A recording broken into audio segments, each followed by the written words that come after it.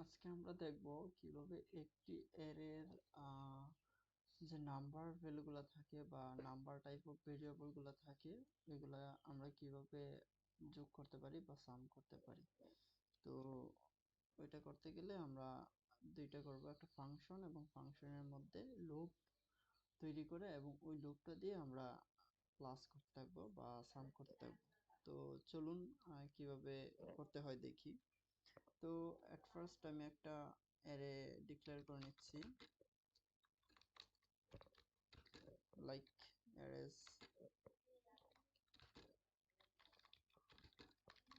আমি নাম্বারগুলো নিচ্ছি, আপনারা আপনাদের মতো নিতে পারেন, সমস্যা নেই। তো আমি এটা নিলাম, নেওয়ার পর এখানে আমরা ফর লুপ ইউজ করতে পারি। তো তার আগে একটা ফাংশন তৈরি করে নিই। আমরা এখানে অ্যারে নিয়েছি, এখন একটা ফাংশন তৈরি করব। ফাংশনের নাম দিয়ে দিলাম অ্যাডেড। আচ্ছা, আমরা এখানে একটা ফাংশন নিয়েছি এবং ফাংশনের মধ্যে আমরা আরেকটা ভেরিয়েবল নেব,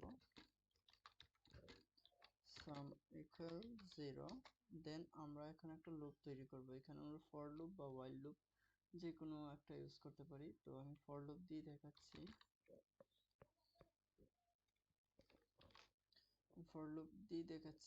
আমি এখানে একটা ভেরিয়েবল নিলাম i equal 0, দেন একটা কন্ডিশন দেব।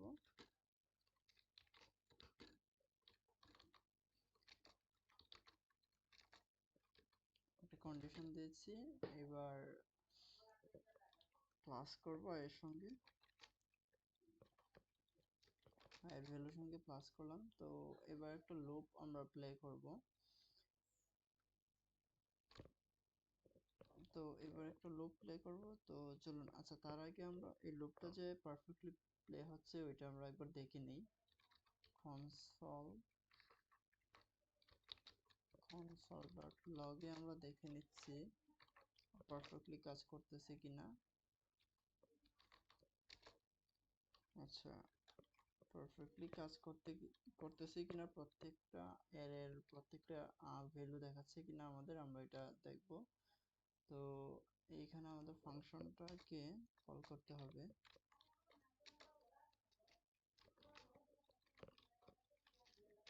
এবার আমরা টার্মিনালে দেখি কাজ করে কিনা। আচ্ছা, এইখানে কোথাও একটা প্রবলেম হয়েছে। অ্যারেস,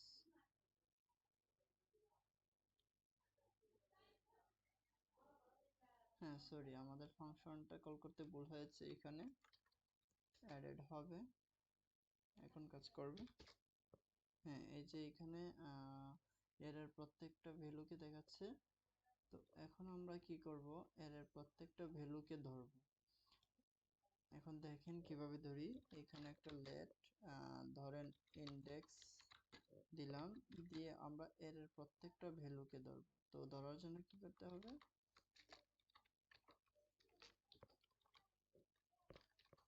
এই যে এইভাবে আমরা ধরলাম, অর্থাৎ আই মানে প্রথমে শুরু হবে আপনার 0 ইন্ডেক্স থেকে।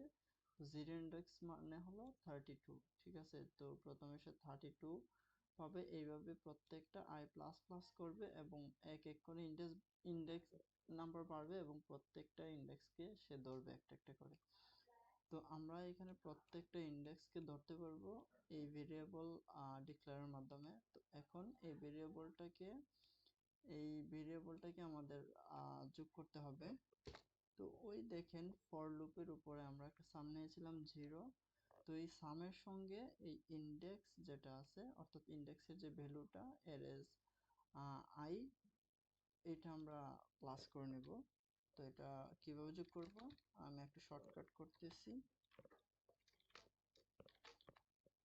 এই যে আমরা ইন্ডেক্সটাকে অ্যাড করে দিলাম, ঠিক আছে। এবার কিন্তু আমাদের প্লাস প্লাস হয়ে গেল। এখন আমরা রিটার্ন করব,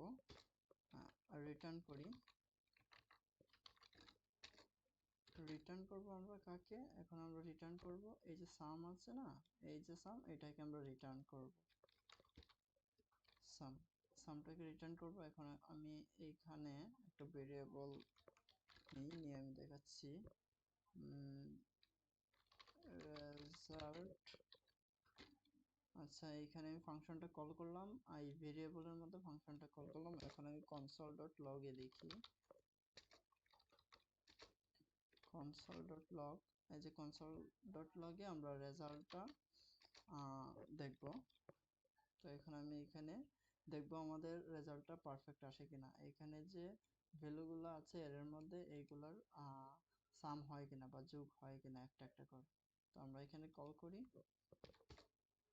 হ্যাঁ, এখানে আমাকে দেখাচ্ছে 270 দেখাচ্ছে। তো আপনারা যদি বিশ্বাস না করেন, প্রত্যেকটা সংখ্যাকে যোগ করে দেখতে পারেন যে এই আনসারটা ঠিক আছে কিনা।